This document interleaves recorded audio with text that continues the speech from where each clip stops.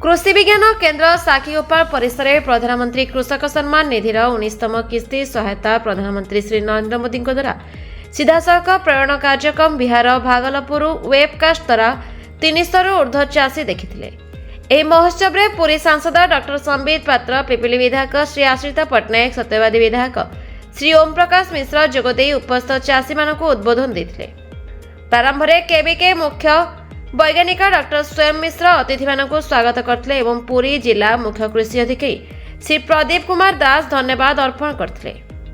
ପୁରୀ ଜିଲ୍ଲାରେ ମୋଟ 16,01,023 ଚାଷୀଙ୍କ ଖାତାକୁ 2,000 ଟଙ୍କା ହିସାବରେ ମୋଟ 32,20,46,000 ଟଙ୍କା ଦିଆଗଲା।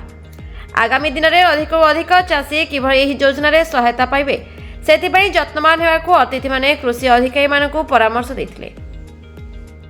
କାର୍ଯ୍ୟକ୍ରମଟିକୁ ପୁରୀ ଜିଲ୍ଲା ମୁଖ୍ୟ କୃଷି ଅଧିକାରୀ ଏବଂ କୃଷି ବିଜ୍ଞାନ କେନ୍ଦ୍ର ସାକ୍ଷୀଗୋପାଳ ମିଳିତ ଭାବେ ପରିଚାଳନା କରିଥିଲେ। ଉଦ୍ୟାନ କୃଷି ଉପନିର୍ଦ୍ଦେଶକ Shrimati Manjula Tripathi, ADBO doctor Rajesh Kumar Panigrahi, assistant director ମୃତ୍ତିକା ସଂରକ୍ଷଣ ଶ୍ରୀମତୀ ସ୍ୱୟଂପ୍ରଭା ଦାସ, ସହକାରୀ ମତ୍ସ୍ୟ ଅଧିକାରୀ ସୁଶ୍ରୀ ଶିବାଙ୍ଗୀ ପଟ୍ଟନାୟକ ଯୋଗ ଦେଇଥିଲେ। ପୁରୀରୁ ଦିବାକର ପ୍ରଧାନଙ୍କ ରିପୋର୍ଟ, ଦ ରିପବ୍ଲିକ ଓଡ଼ିଶା 24 ନ୍ୟୁଜ୍।